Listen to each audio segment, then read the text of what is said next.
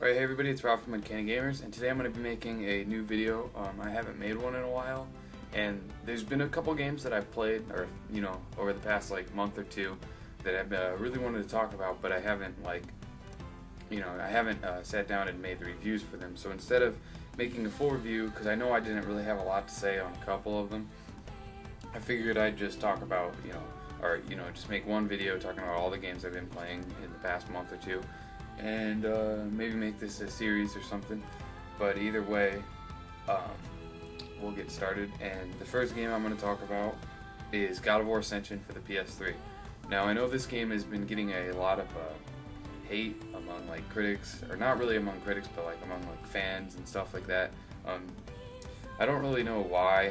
It seems more of the same. If you played the other God of War games, you know what to expect with this one. They did make some changes, you can now pick up enemy weapons and stuff like that, but that's not really, you're not going to really be using that for the entirety of the game. At least I didn't. They're not really that useful. One of the differences that they did change that I didn't like was there's not really any other weapons. If in the other God of War games you get a sword and stuff like that. In this game you just upgrade your Blades of Chaos or whatever, So let's say you take your Blades of Chaos and you can take them into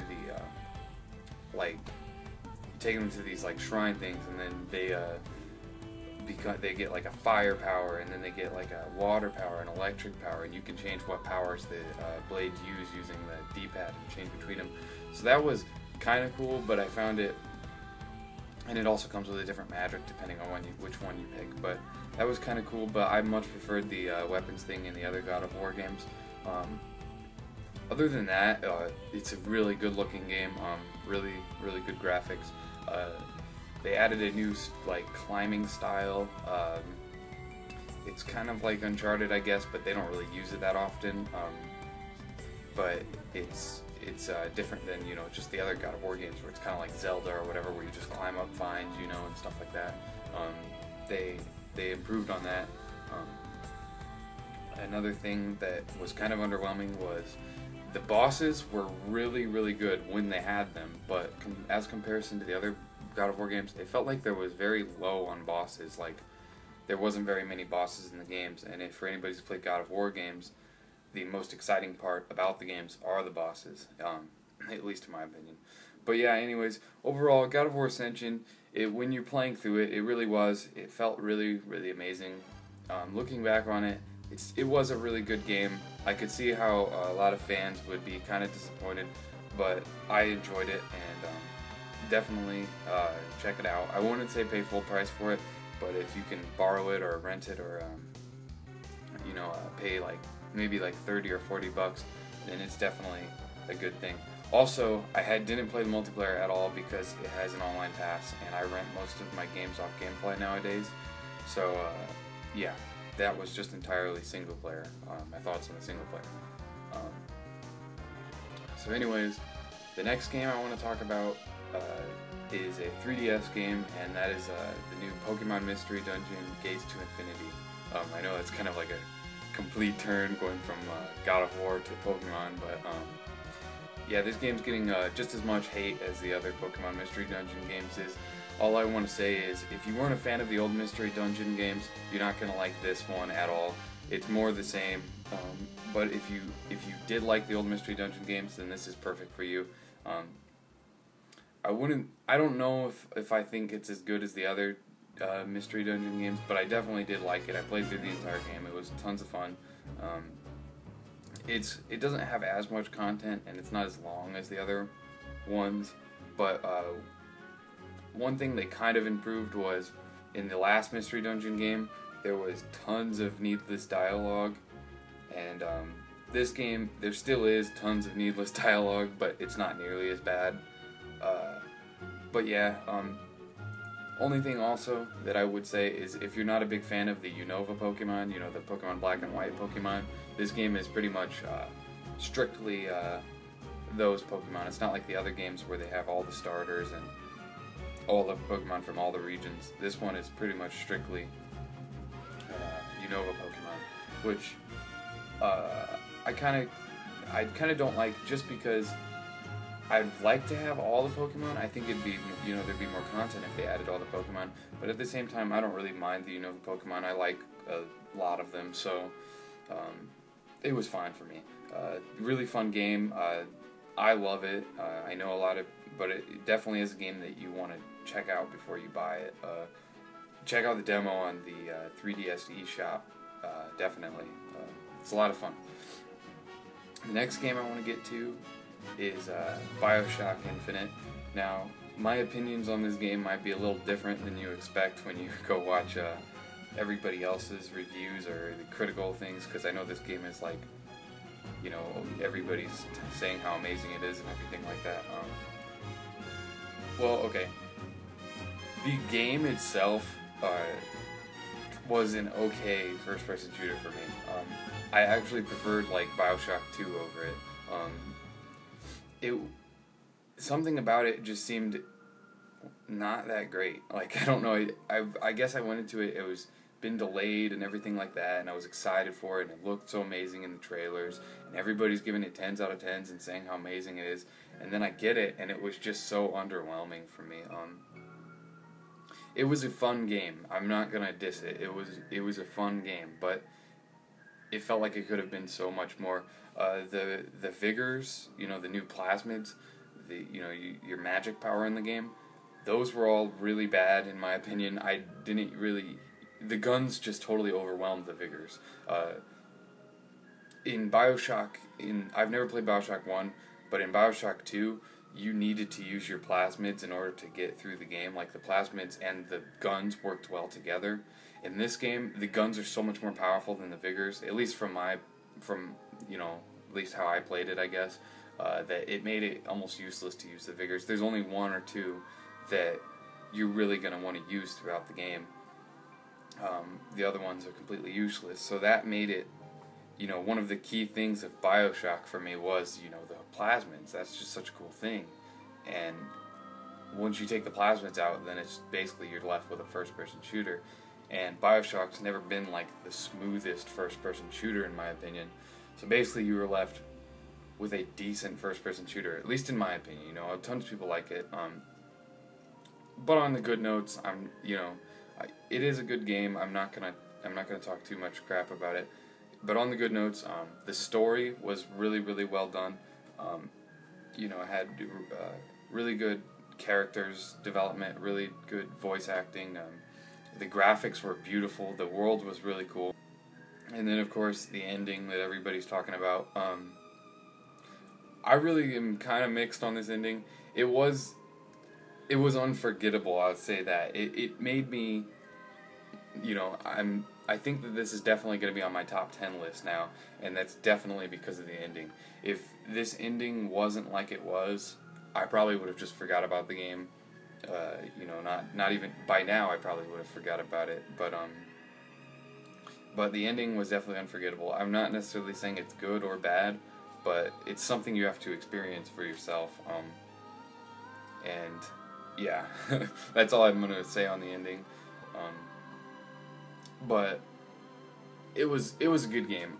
Definitely everybody should check it out, and I don't think anybody would be disappointed with it. Even though I was, I don't think anybody could be disappointed with it. You can definitely tell that this is a really well-made game.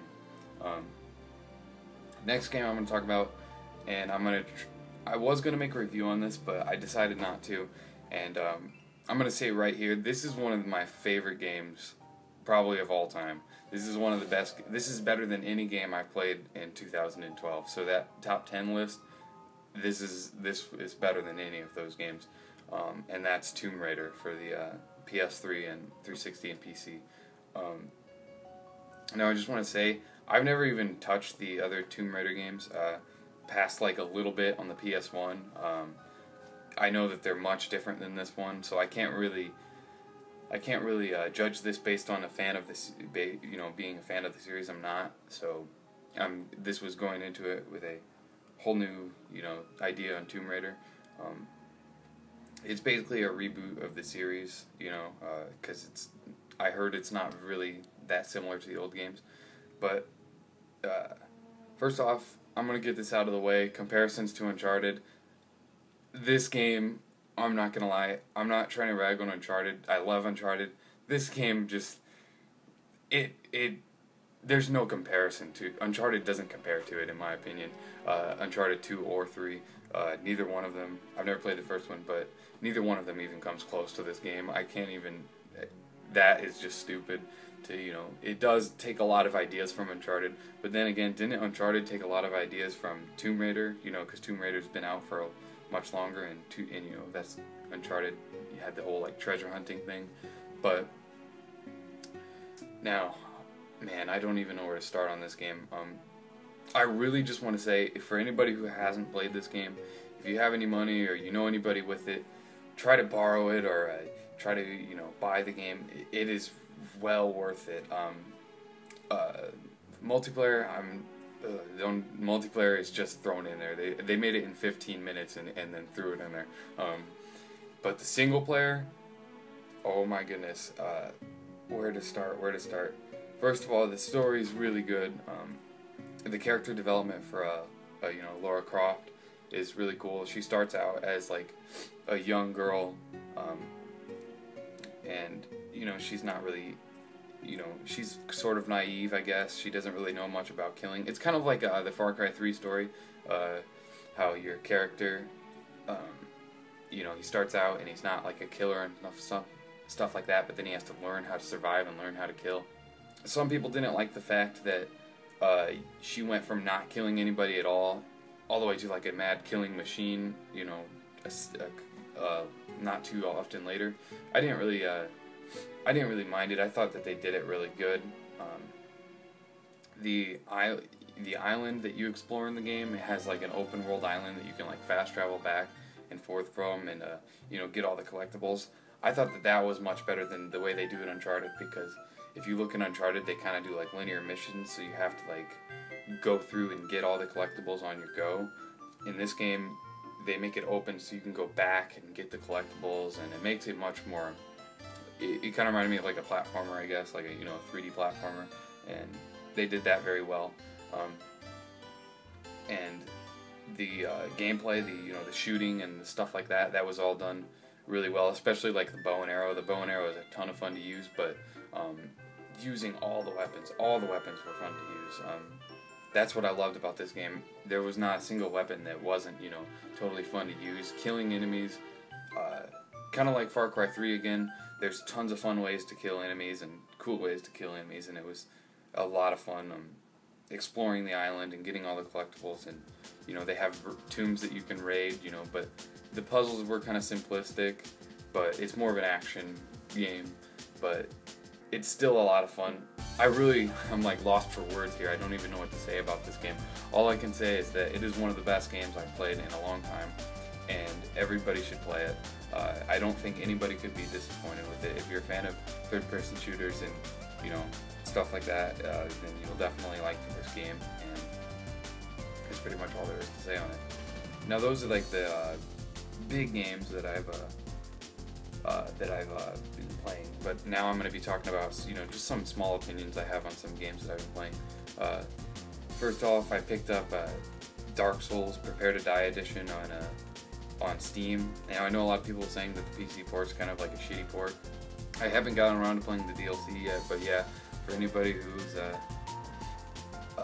watched my top 10 games of 2011, you'll know that Dark Souls is one of my favorite games back then. And yeah, it's just as fun.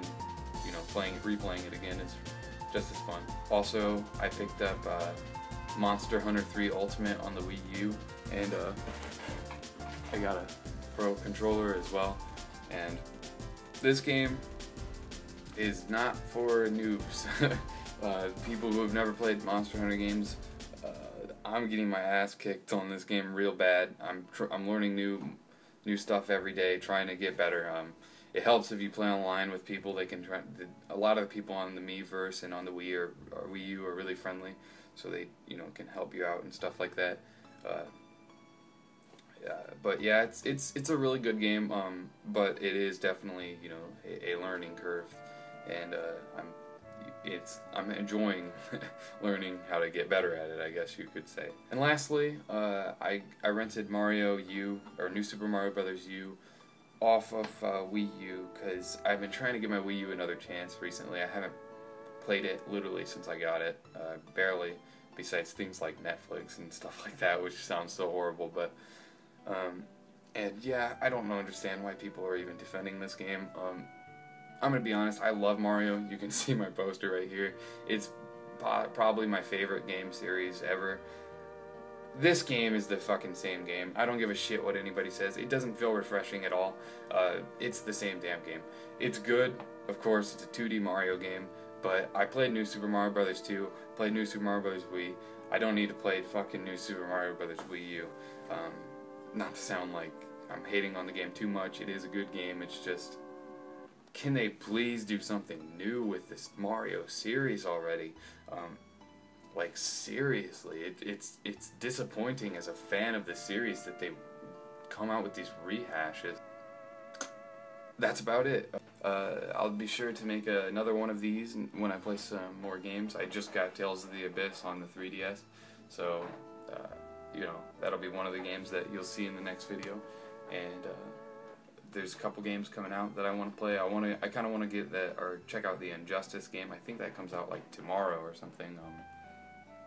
And there's a couple other games and stuff like that. I still need to play Luigi's Mansion, so thanks for watching.